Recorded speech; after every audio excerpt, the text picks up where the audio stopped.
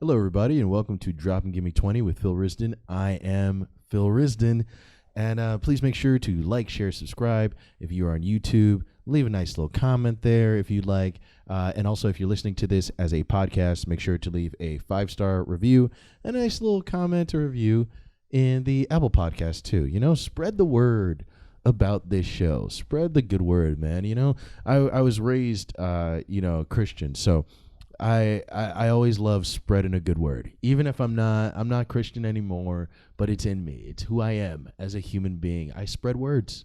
I do comedy. That's basically, preaching with, except with like cursing and drugs in it. I never realized that, but it actually is. I was just trying to do a bit in the beginning of this whole thing, but yeah, I actually have been spreading words forever. So that's just what I do, man. So please take my job. Do that. Tell people about this podcast. Go on the mountaintop. Scream it. Scream it to the world. How are you guys doing? This is going to be a good show. I came out the gate hot, all right?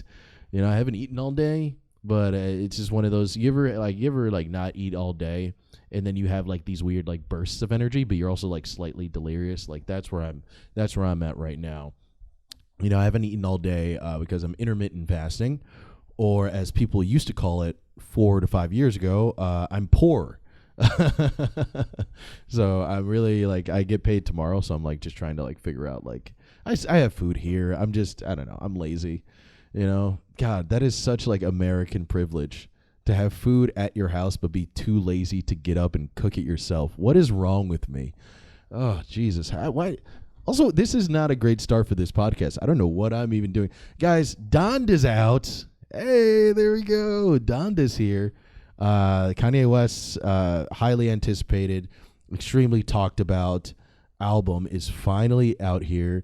I think he may be the first person to do a concert arena tour before his album had even come out, but he did that, and then he released it, dropped it randomly too, which is pretty ballsy, and we'll talk about that. We'll talk about that in a few minutes. But first, I just want to talk about Hurricane Ida. How's my people out in Louisiana doing, man? How my Lil Wayne fans doing right now? It must be tough out there. Shout out to them. I saw that shit, and it looks crazy. We had a little bit of a hurricane up here too, but Jesus Christ, I mean, for us it was just like a hard rain. For you guys, it just wiped shit out all over. I mean, dude, that looked like the hurricane looked like Mayweather during that Logan Paul fight, just beating the shit out of this guy, just beating the shit out of Louisiana as a whole. That's what it was doing. It was playing around with Louisiana. It was playing around with its food, just waiting to secure the bag. That's what Hurricane Ida seemed to be doing. She was really ravaging throughout there. So I just want to make sure, everybody's safe. Shout out to the people out there, who are dealing with all that, man. Fucking sucks. I mean, Jesus, I don't know what they're going to be doing with the southern half of this country as global warming gets progressively worse and worse and worse. It's just like, what are we going to be? What are our options here, man? Because I mean, let's be real, man. 50 years from now, Louisiana, if we don't improve, Louisiana is going to be unlivable. Same with Florida, I say, especially Florida. I say at this point, just give Florida to the ocean as a peace offering. Give it to Poseidon or Neptune or whoever controls the oceans out there. Because Florida, you guys are too reckless. We've tried to save you. The rest of America has tried to save you, but you're a bad bitch. You can't turn a hoe into a housewife, and Florida apparently belongs to the streets. So I say everybody move out. We just draw a hard line right on the state's border, jackhammer that shit, actually sever ties with it physically as a country, and we all just gather together and just push it out with our foot into the ocean and just let it drift out there. And, let the world have it. That's our peace offering for the earth. Let the earth have it. Let the earth consume it. And hopefully, God will have mercy on our souls. I don't know what we're doing with this whole global warming shit, but Jesus Christ. I just want to make sure everybody's safe, man. And yeah, fuck all that. Maybe move out, dude. I've never been to New Orleans. I've heard it's like the fucking illest city in the world. So like, I'm sure I'm saying this, and there's a million people like, "What are you, a fucking idiot? Have you ever been down there? Blah blah blah. This place, that place." I know. But Jesus Christ, I'm just saying. We're looking and we're stacking things up top. We're making a little list here. You know, below sea level isn't a great factor. And this is coming from a guy who also lives in a city that is below sea level. So we'll see what happens, guys. We shall see what happens. Crazy stuff. Weird, wacky stuff. Fucking insane. I also wanted to say shout out / RIP to the homie Ed Asner. Great actor, tremendous actor, really funny comedic actor. If you don't know Ed Asner, you know, if you're older, you might know him from the Mary Tyler Moore Show. If you're younger, you might know him as the weird old guy who showed up in Freakazoid all the time. And if you're even younger, you might recognize him as the crotchety old man from the movie Up. There you go. I'm just trying to cast a wide net to see what my fan base is. I have no idea. Are you guys 75 or are you 15? I don't know. Just give me money. I'm gonna start a Patreon. Just become a member. I'll give you anything. I'll do anything. Yeah, Ed Asner, man, tough times. Sorry about that guy. You know, he was great. I actually loved him. Like I said, I saw him on Freakazoid and in like Animaniacs, Pinky and the Brain. That's how I actually knew Ed Asner. And I also did know him from like the Mary Tyler Moore Show. You know, from Nick at Night. I know I'm black, so you can't really tell what age I am. But I promise you I'm not immortal. Nor am I a time traveler. We had this thing called Nick at Night. And back in my day, Nick at Night used to actually show old television shows. Have you guys watched Nick at Night in the last 5 to 10 years? Jesus Christ. It's like back in my day, dude, like Nick at Night, in order for you to be on Nick at Night, 90% of your cast had to already be dead. Now I go on Nick at Night. It's fucking George Lopez and like My Wife and Kids. Fuck off. You know, those two are still alive and kicking. All right. I'm not buying it. I don't know what they're trying to do with these kids. You know, I don't like this postmodern Nick at Night agenda that the liberals are trying to give these kids. I don't like it. I smell something's in the air, you know? You know, little people want to talk about Lil Nas X and his gay agenda. I think he has an even worse agenda, the Nick at Night agenda. All right?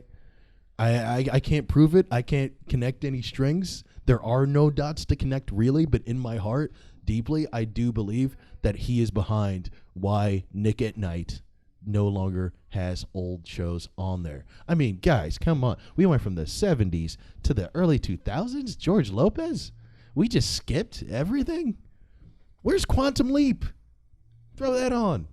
Hercules? No? We're not going to do that? Okay. All right. Okay. Just me? The fuck am I talking about? Jesus Christ. Oh, God. Yeah, man. Fucking weird. So R.I.P. to Ed Asner. I'm all over the place, guys. I know I am. But this is fun. I'm enjoying myself. I think this is funny. I hope it is. And you're learning a little bit. You didn't know Ed Asner was dead until now. You didn't even know who he was until now. I mean, you know, I'm assuming everybody here is nothing but like an internet goblin.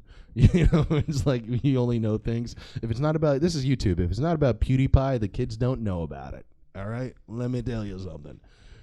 So I'm happy here to educate you, you know. But back to Donda, the album getting released. Yeah, man. I loved it.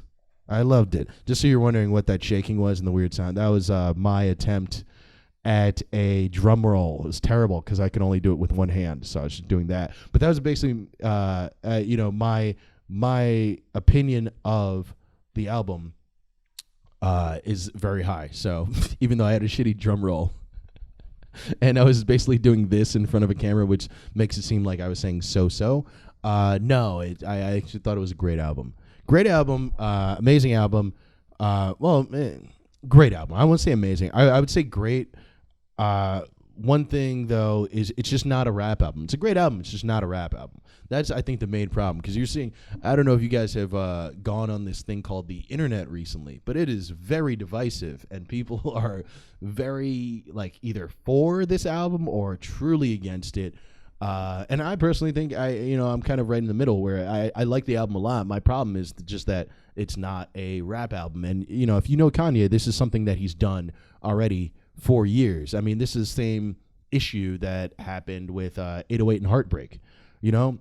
People like to have selective amnesia when it comes to things. That is the biggest thing. People always like to have selective amnesia and be like, no, we all love that. It's like, no, when 808 and Heartbreak came out, people fucking hated that album. People need to admit they fucking hated that album, because really what happened was Kanye went from the backpacker dude from his first album, College Dropout, to like Late Registration, doing these like really cool videos, but still a bit of a backpacker type guy. And he was in the mainstream, but he wasn't the mainstream. Not yet. And when he became the mainstream was Graduation, his third album. That's what really set him in there. When he started doing shit with Jeezy, started doing things with Lil Wayne, he really exploded, like truly, truly exploded. People loved it. People who thought he was like just a little backpacker bitch, you know what I mean? People who, who don't really like the Commons or Talib Kweli's of the world, all of a sudden gravitated to this guy out of nowhere. And they were saying how awesome he was. And then they got thrown for a loop once 808 and Heartbreak came out. And I think that's kind of where we're going for right here. I think it's just kind of a repeat of that situation where it's like Kanye, he's been in the zeitgeist for so long, and he's just been blowing up. He's just been doing all this different shit. Yeah, he did the listening parties and shit like that, but realistically, you're only getting like, you still didn't know what the whole entire album could be, but it hyped people up for thinking about the elements that it could have, but then when he finally released it, and it just showed that it was just a lot less rap in it than people expected for it to have, it pissed people off, just like it did back in the day with 808s. And I remember back when I was in senior year, or like it might have been like, I don't even think it was senior year, maybe like sophomore year of high school. I don't know. It's all, my childhood is a blur now. I've done so many drugs, I don't remember what I even, what town I'm even from. Okay. But I do remember both of those albums, and they came out within, I would say, 6 to 8 months of each other.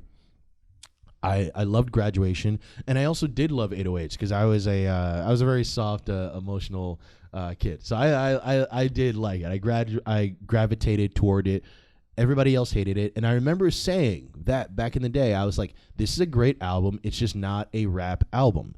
And I remember saying, like, if a alternative artist, someone like Ed Sheeran or some shit like that, played this and came out like this was their album, they'd be the mainstream music darling. Like, everybody would love them. They would talk about how much of a creative genius they are and how bold they are for mixing so many genres and doing so many different things and all that. But since Kanye's a rapper, the hip-hop community is so much more definitive. They're very, very binary on what rap is.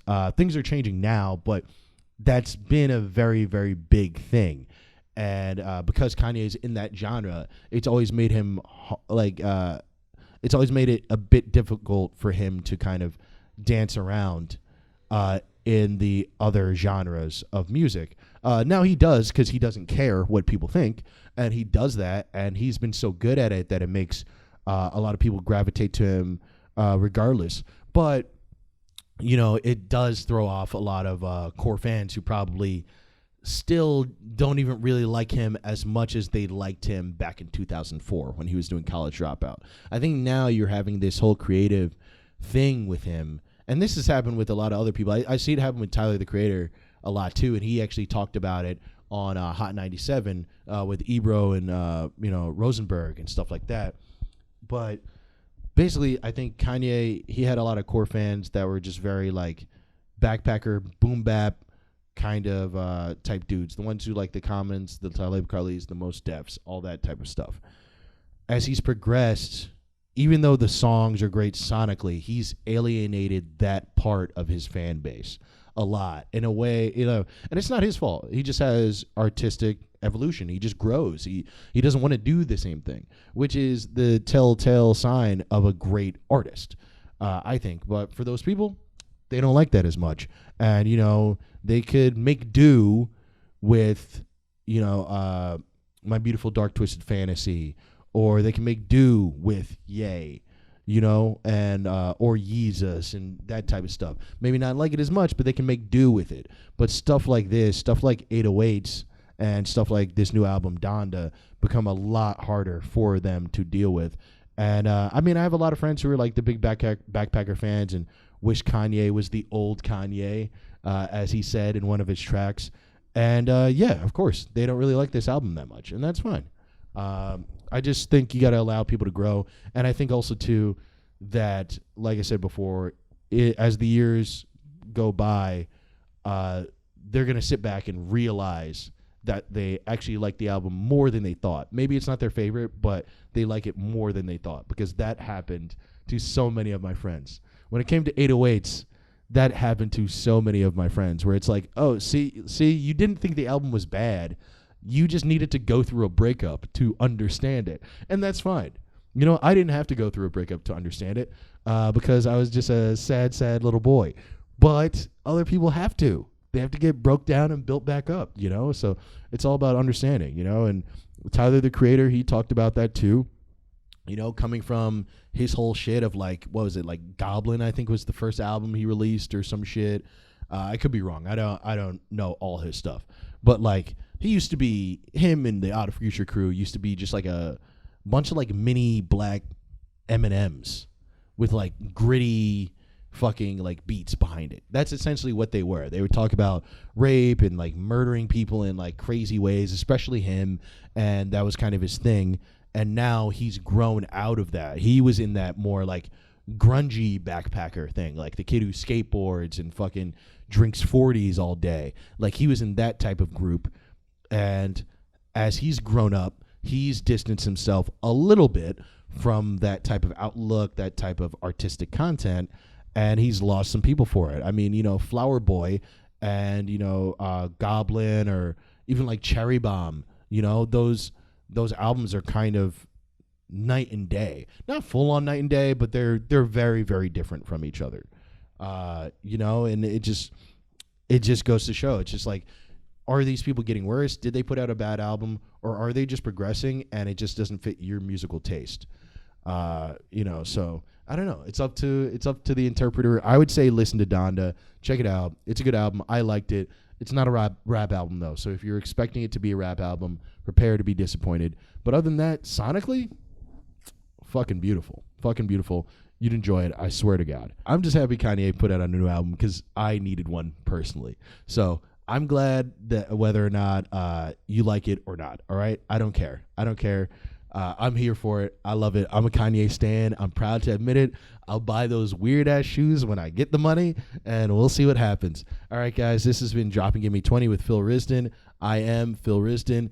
Please remember to like, share, subscribe if you're on YouTube, and leave a nice little comment.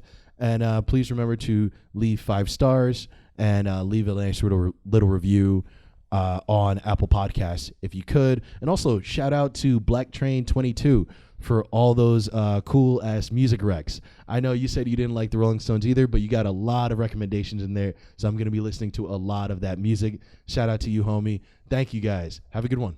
Peace.